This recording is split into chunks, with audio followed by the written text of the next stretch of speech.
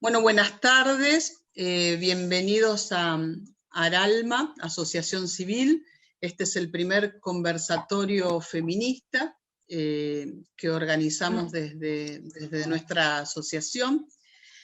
La idea es poder presentarles primero nuestra asociación, a qué nos dedicamos. Nosotros nos dedicamos a la prevención del maltrato en la infancia en todas sus formas, y desde allí llevamos adelante diferentes actividades académicas, territoriales, artísticas, para poder combatir esta forma de mirar y tratar a los niños en el mundo.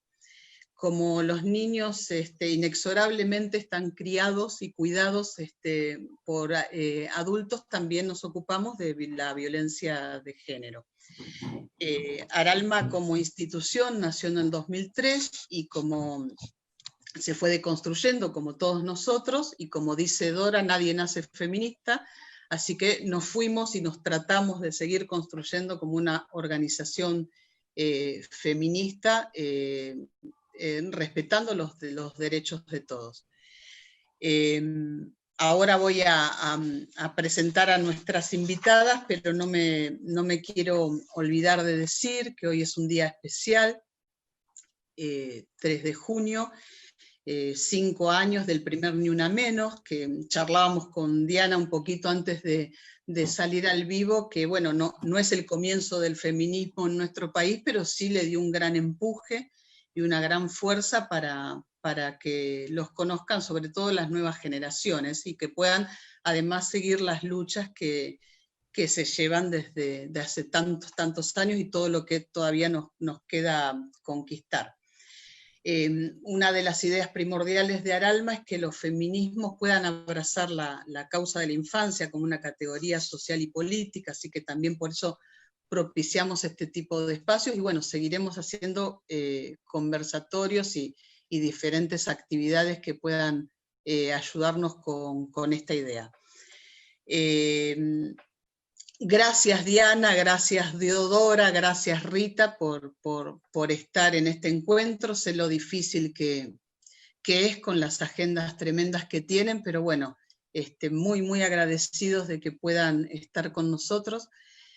Las presento por las dudas que alguien no las conozca, porque contaba un poco yo que la cantidad de gente que nos escribió y que quería participar de este conversatorio son una especie de rockstar del feminismo, así que bueno, las conoce todo el mundo, pero bueno, la doctora Diana Mafía es filósofa, feminista, la doctora Dora Barranco, socióloga, historiadora, feminista, la doctora Rita Segato, antropóloga feminista,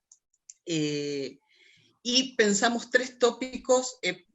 Cuento un poco también por qué pensamos en un conversatorio. Comenzó esta pandemia y empezamos a ver en distintos medios de comunicación masivo la llamada a pensadores, pero eran todos hombres. Entonces, desde Zizek hasta Harari, digamos, les preguntaban acerca de la pandemia, la pospandemia, el aislamiento, siempre a varones y muy pocas voces feministas, así que se nos ocurrió de ahí llamar a 3 pioneras, 3 representantes importantes del feminismo, y pensamos, bueno, 3 tópicos para discutir: pandemia, aislamiento y violencia, y en ese orden. Se van a poder hacer preguntas, pero al final, cuando todo finalice, vamos a elegir alguna de las preguntas que ustedes deseen hacer. Y para abrir ya el primer tópico, porque estamos un poco retrasados también porque la transmisión tardó, vamos a comenzar con pandemia, y había pensado como para dar una pincelada, y porque yo vengo, digamos, del psicoanálisis, también pensar que la pandemia fue algo del orden de lo traumático, ¿no? Freud decía que lo traumático es ese evento, suceso inesperado que nos sofoca, digamos, y nos hace perder el equilibrio y la homeostasis, en este caso de la vida diaria. Así que ya le doy la palabra a Diana con el primer tópico, pandemia. Bueno, una de las cosas sobre las que vale la pena reflexionar es que la pandemia aparece como algo no solamente inesperado, sino externo, algo que nos viene de afuera para lo que no estábamos preparados o preparadas, y que nos disciplina en un orden completamente distinto. Es un tipo de control que no se podría haber establecido de otra manera, pero que al llegar de esa manera repentina, pone el riesgo, distribuye el riesgo con una enorme injusticia. No una injusticia que establece la pandemia, una injusticia que ya estaba en la sociedad y que hace que los recursos para poder defendernos de esa agresión externa sean muy desiguales. En nuestro país el Estado ha tenido una función muy impactante y la ha ejercido un Estado que recién asumía, seguramente con otros planes para los primeros 100 días de gobierno. Sin embargo, tuvo que tomar la conducción en una sociedad tan dividida como la nuestra, dividida por múltiples temas, tomar la conducción de una conducta social en común para poder atender esa novedad que nos dañaba. No digo confrontar, no digo luchar, porque una de las cosas que me choca de la pandemia es el lenguaje bélico que inmediatamente empezó a difundirse, ¿no? La lucha contra la pandemia, el enemigo invisible, la guerra contra las infecciones, y en realidad lo que intentamos promover es todo lo contrario, no un lenguaje de guerra, sino un lenguaje de acción en común, de cohesión, de cuidado mutuo, de preocupación colectiva, de acción colectiva, y esa es la parte que me parece más difícil. La esperanza es que podamos hacer de esta experiencia algo, un entrenamiento virtuoso en pensarnos como sociedad. Y digo que esto es especialmente difícil en Argentina por el modo en que nuestra sociedad se ha construido, por el modo siempre lleno de agregados, de migraciones, de divisiones internas, de desconocimientos de muchos de los sujetos que componen nuestras raíces sociales, los pueblos originarios, las comunidades afros que nos componen. Entonces, la manera, por supuesto, las diferencias sociales de clase, las diferencias geográficas, los modos en que ciertas comunidades permanecen aisladas, no porque haya un aislamiento obligatorio, sino porque tradicionalmente han estado aisladas y fuera de los recursos que circulan. Entonces, me parece que uno de los riesgos de esta pandemia es justamente que pone en el escenario esas desigualdades sociales como desigualdades muy relevantes para la distribución de recursos. Y una de las preguntas era, bueno, pero entonces ¿la violencia también es una pandemia? Y llegaremos a la cuestión de la violencia, pero claramente la violencia con todo lo extendida que está, se calcula que 1/3 de las mujeres del mundo sufren violencia y por supuesto todas las infancias en sí mismas o por asistir a esas violencias sufren también indirecta o directamente esas violencias. Por esa extensión se considera epidémica. Pero insisto, la pandemia es algo que viene desde afuera como una agresión. Y la violencia, desafortunadamente, la tenemos inscripta en las estructuras sociales como un modo de discriminación, como un modo de vulneración de derechos, y la tenemos en el lugar más peligroso y con el sujeto más peligroso en la intimidad. Entonces, el aislamiento social obligatorio que se impone para enfrentar esa cuarentena nos pone a las mujeres en un riesgo enorme. De ninguna manera es una pandemia porque es algo estructural, político, de desigualdades sociales, y que compromete también al Estado en prevenir y en asistir. Pero el remedio contra la pandemia, que es este aislamiento, nos pone a nosotras las mujeres y a las infancias en un enorme riesgo porque en más de un 60% es en las casas donde ocurren los asesinatos de mujeres y en una enorme proporción, 2/3 de los casos, parejas o exparejas. Quiere decir que esa intimidad que a algunos los resguarda, para otras es un infierno, es la situación que empeora completamente las condiciones de seguridad.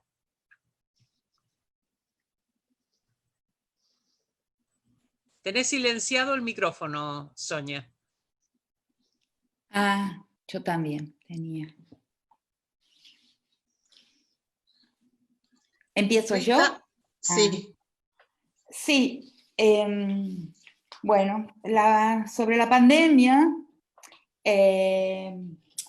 algo que ya he puesto en relieve, que he enfatizado en el texto que escribí es, y que me parece que es lo más interesante que debemos asumir, es la incerteza. O sea, como algo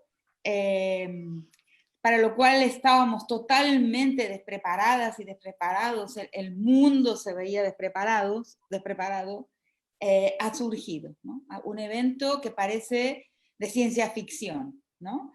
En realidad no debería haber sido así. O sea, no deberíamos esa indefensión, esa sorpresa, no debería haber sido tal, ¿no?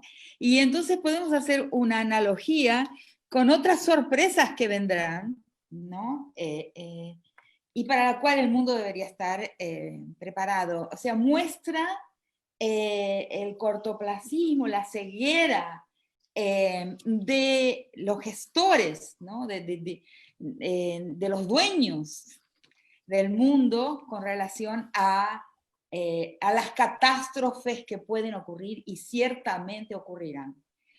Para mí lo más llamativo es eso, cómo es posible que era, digamos, un destino cantado, la ocurrencia de algo así, como serán en el futuro otras, y sin embargo ese destino, esa muerte anunciada, vamos a llamar así, no había sido vista porque es disfuncional a los intereses del capital, o sea, porque es disfuncional al interés de los dueños de la riqueza, la idea de que una catástrofe puede colocar todo por tierra.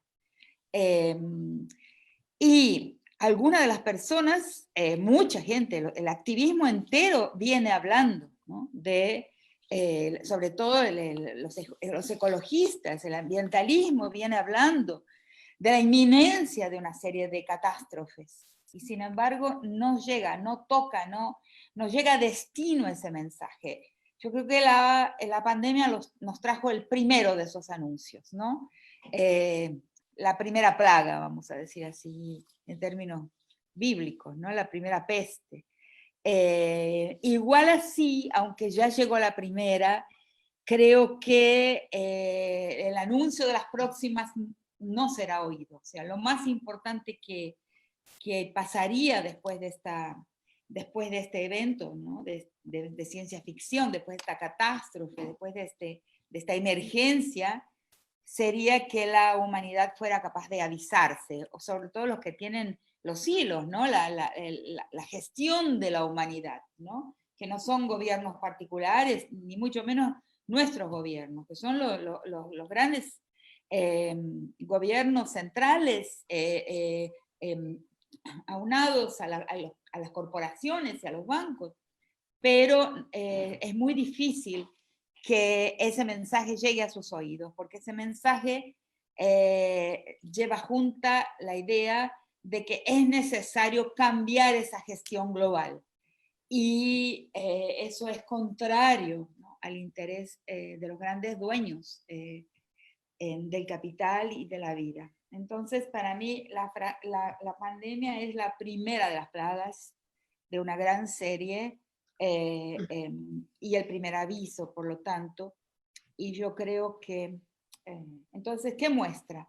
Muestra fragilidad, ¿no? La importancia de la gestión y la importancia de la solidaridad. Lo único que nos va a salvar son buenas gestiones locales, nacionales. Yo creo que Argentina es un país que ha tenido suerte o ha tenido inteligencia como nación, porque a pesar de nuestras dificultades en este momento económicas, sin embargo, la nación se aunó hay una gestión que la arrebaña, por decir así, una gestión que la aúna, y viejas fracturas se han suspendido por un tiempo para la mayor parte de las personas.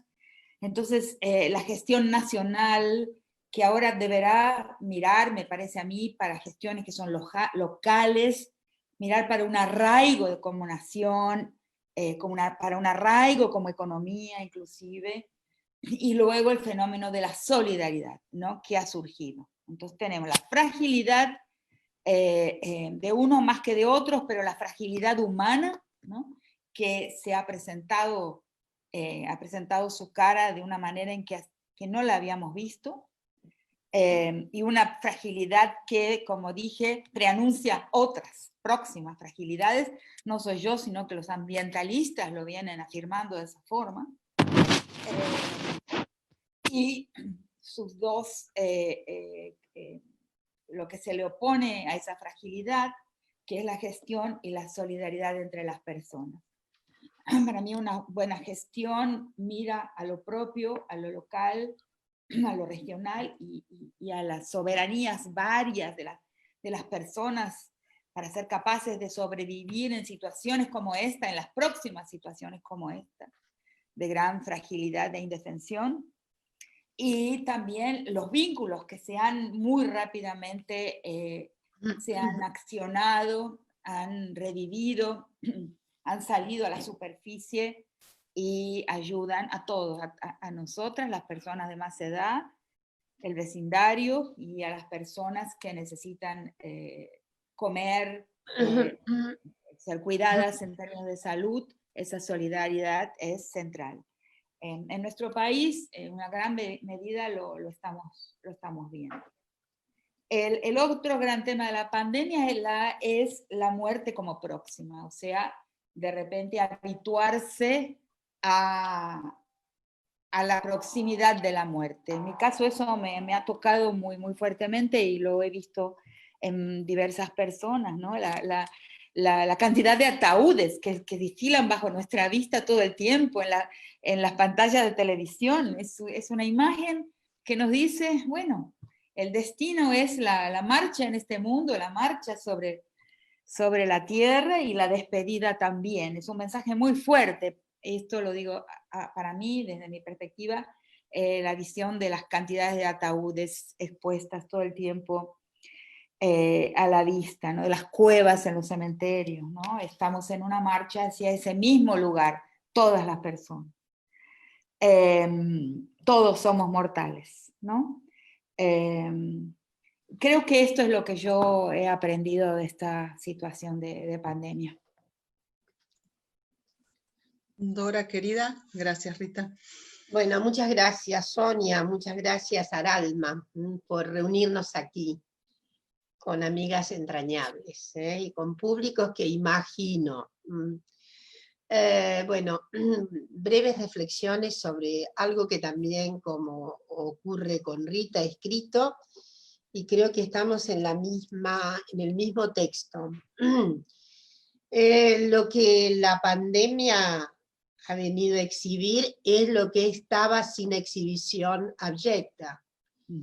Era lo que simulaba que no veíamos, lo que se simulaba absolutamente como impenetrable.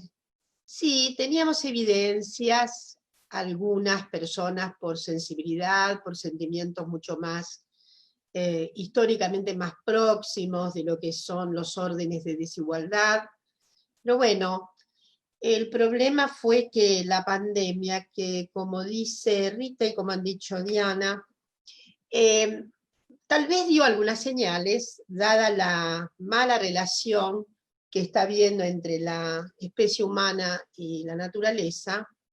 Es probable que hubiera algunos pebeteros encendidos que, en fin, y de hecho sí, la comunidad que está siempre angustiada, la comunidad de los analistas, las analistas sobre ecosistemas, habían ponderado posibilidades muy aciagas, muy dolorosas, tenebrosas, pero bueno, el asunto es que esto es un evento, ¿no? Esto es lo que sí realmente se llama evento, ¿no?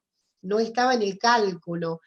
Y tal vez lo que angustia es esa cuestión, y acá mi filósofa preferida, Diana, seguramente va a saber bien lo que quiero decir, es decir, en nuestro coro existencial, que es una circunstancia muy particular, lo humano, porque constantemente tiene unas antenas dispuestas para lo imprevisto. Lo imprevisto es común.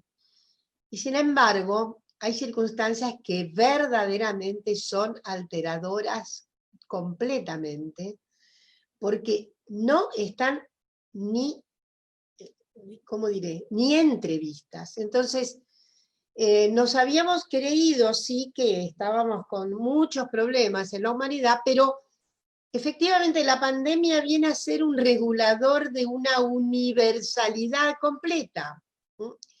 Es decir, ningún término epistemológico acerca de lo universal puede dar cuenta de la universalidad planetaria.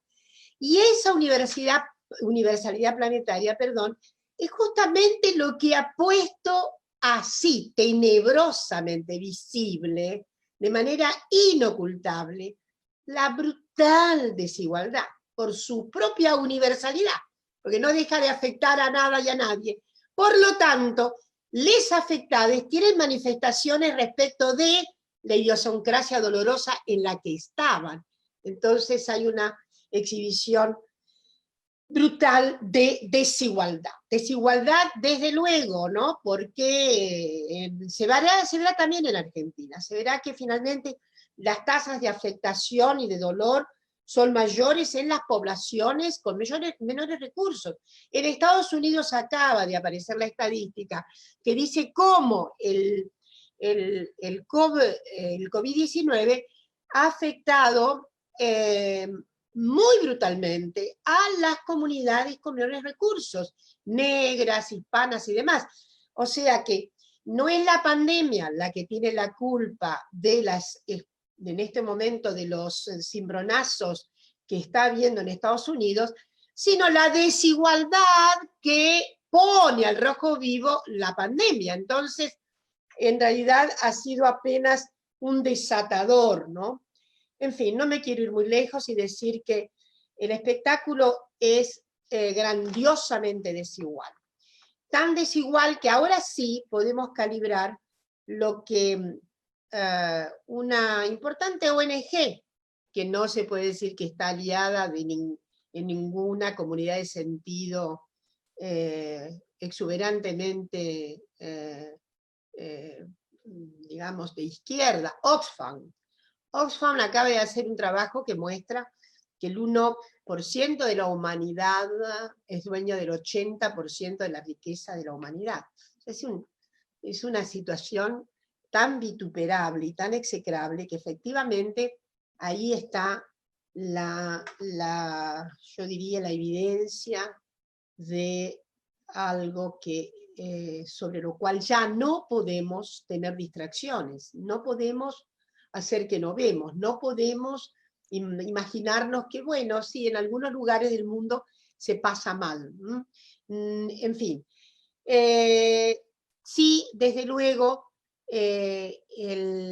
la pospandemia va a dejar una situación muy, muy dolorosa, muy, muy desolada. La pospandemia en nuestro país va a ser de mucha desolación. Va a haber que tener digamos, una firmeza notable en asir más fuertemente el compromiso con el que comenzó el nuevo gobierno, y es evidentemente una vuelta al estado de bienestar en lo que se pueda, porque además me parece que lo que está confrontando fuertemente, de alguna manera lo dice Rita, son todos los imaginarios que tenían que ver con esa protuberancia sacramental del mercado frente a lo dilemático que es la perturbación enorme que deja la pandemia. Entonces, creo que se vuelve a un estado de bienestar, por lo menos en América Latina deberá ser así, más allá de los síntomas, en fin, alarmantes que hay en algunos países en este momento. No dejo de pensar, y Rita seguramente más que yo, tal vez en este momento, de lo que significa Brasil, su extraordinaria crisis, la pandemia más, ¿sí?, que está asociada dialécticamente a esta notable perturbación que es Bolsonaro, de modo que ahí no imagino muy bien cómo es la situación que se va a heredar, es decir, me parece que va a ser mucho más dramática que acá, pero para volvernos al cauce de nuestro país, yo diría que hay algunas tareas que se tienen que avisorar y de hecho está ocurriendo, con antelación así muy prospectiva. Y sabemos que va a haber desolación por una larga temporada, que no va a haber trabajo, sobre todo el trabajo independiente va a ser muy difícil.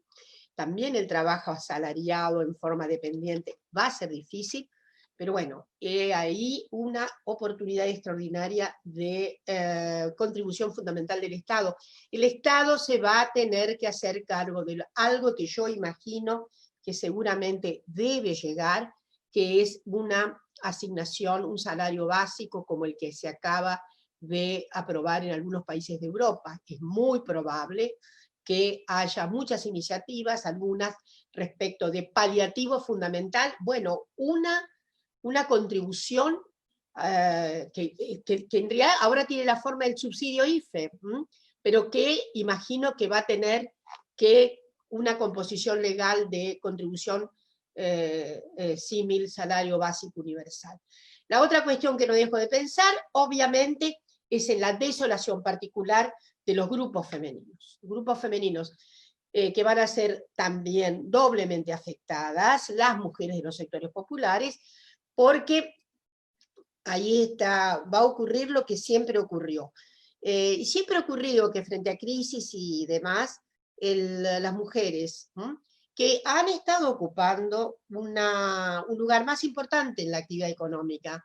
Es notable lo que pasó en nuestro país, más allá de todos los problemas que haya tenido que sortear.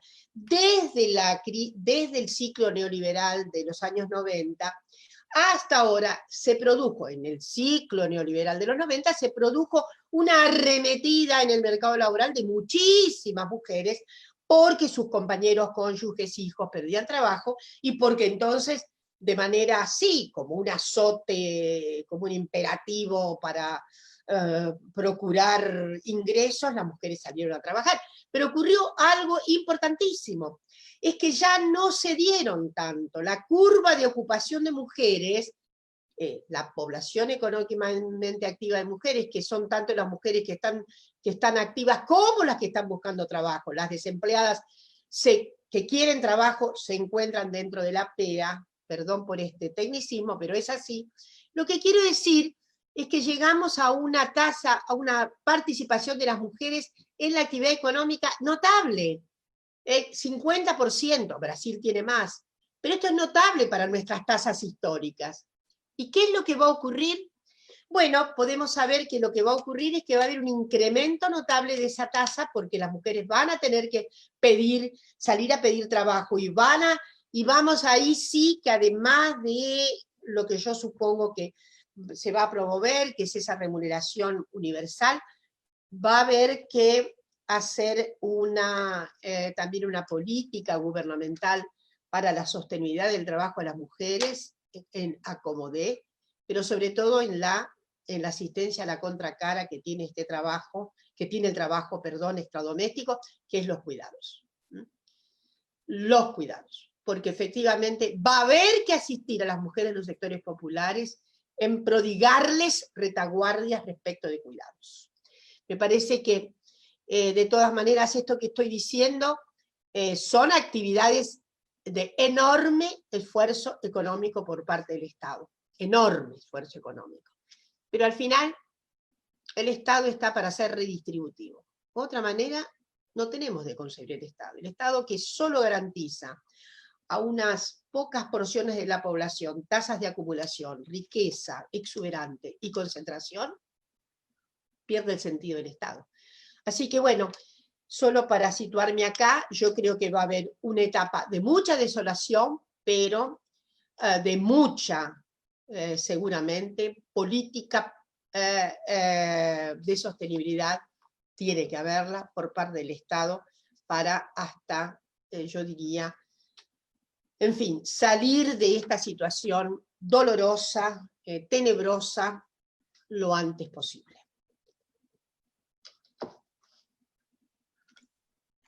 Gracias, Dora. El segundo tópico es aislamiento. Y comienza Rita, que estuvo hablando bastante del aislamiento en estos tiempos.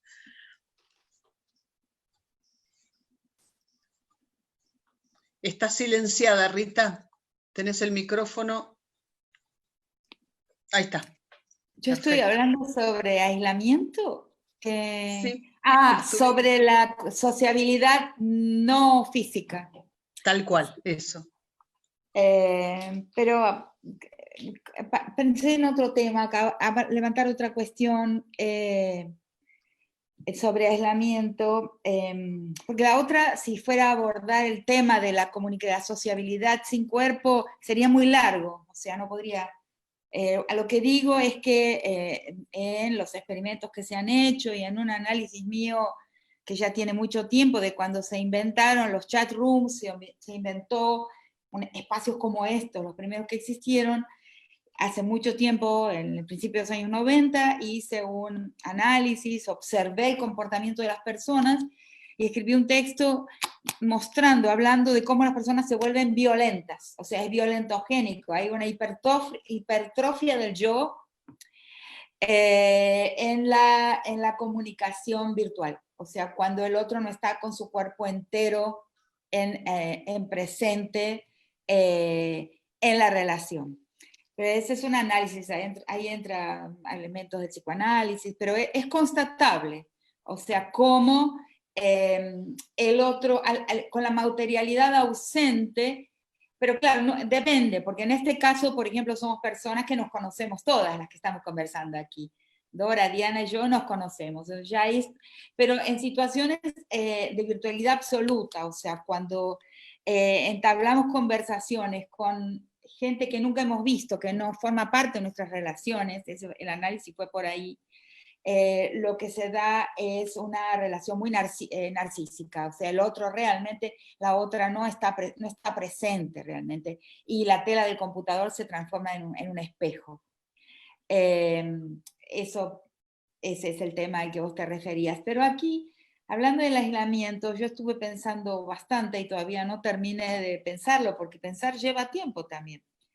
Que, por ejemplo, los pueblos negros de Ecuador y también pueblos indígenas hablan mucho de casa adentro y casa afuera, ¿no? Esas dos imágenes, no, pero hay que decir esto casa adentro, se puede decir esto casa afuera. O sea, hay una división muy clara de lo que se puede hablar casa afuera y casa adentro, y de siendo que, como he dicho muchas veces en mis textos, ese casa adentro no es una familia nuclear, ¿no? Es una comunidad. O sea, lo que es casa adentro es un mundo amplio, comunitario, en estas sociedades a que estoy haciendo referencia. Lo que yo estoy sintiendo, y una amiga querida Irma Vélez me lo hizo notar, es que lo que pasa es que hay una invasión del casa afuera en el casa adentro. O sea, la virtualidad ingresa por las rendijas. No basta descolgar cerrar la ventana, cerrar la puerta y no atender el teléfono, porque no podemos desvincularnos, por ejemplo, de la computadora o de los mensajes de WhatsApp, que entran mensajes de familia. Entonces, el mundo ingresa en el casa adentro. Es una situación, este aislamiento nos coloca en una situación que ya existía, pero se ha vuelto extrema, que es que una marea externa entra en nuestro espacio propio, de nuestra comunidad propia, y caen las barreras que nos permiten a nosotros un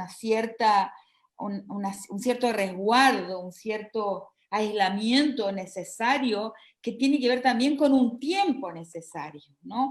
Hablo con muchas personas y a mí me está sucediendo también que el tiempo se está yendo como el agua entre los dedos. O sea, ¿por qué pasa esto? Pasa esto porque no hay más casa adentro. Ha caído esa separación entre la casa adentro y casa afuera. Eso es lo que en mi experiencia está pasando. Y que hace tomar conciencia de cómo es importante un tiempo que solo ocurre casa adentro, que hay que preservarlo, porque no se puede hacer nada importante sin ese tiempo y sin esa internación en el mundo propio de la comunidad de los próximos, de una familia extensa formada por amigos y parientes, pero que es una comunidad. O sea, la comunidad se vuelve central por varias maneras. En este momento yo creo que tenemos que volver a pensar en la comunidad. Y complementando lo que decía Dora, porque el Estado, sin reforzar los lazos comunitarios, no va a poder garantizar la vida de las personas.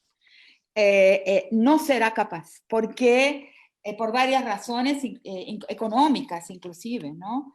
Es muy importante que en este momento se hagan lazos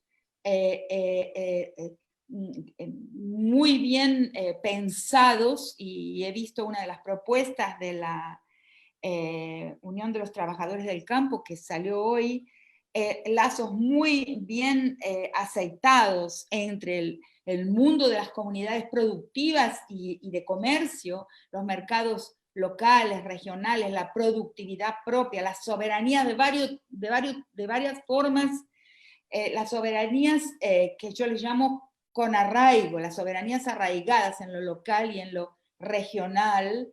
Ese lazo con el Estado va a ser indispensable para garantizar la vida de las personas. Porque si no, el Estado tiende a ser una relación Estado-individuo, ¿no? Individuo contribuyente, o sea, el que paga impuestos. Ciertamente el impuesto va a caer. Imagino que conseguiremos el impuesto a las grandes fortunas, que es una de las propuestas. Pero aún así, la relación Estado-contribuyente es una relación muy frágil en nuestros países, históricamente frágil. Solo un Estado que colabora con el arraigo comunal en la productividad, en el comercio y en la inteligencia de las comunidades es un Estado que va a ser capaz de garantizar y proteger la vida de los pueblos que habitan el territorio nacional. Entonces, el aislamiento le permite a uno entender eso, la vigencia, la importancia de los lazos que no pueden no ser los lazos comunitarios, que no son los lazos virtuales. Y la importancia, la vigencia y la necesidad de las soberanías locales, económicas, cuyo centro es la vida en comunidad, porque es la comunidad que puede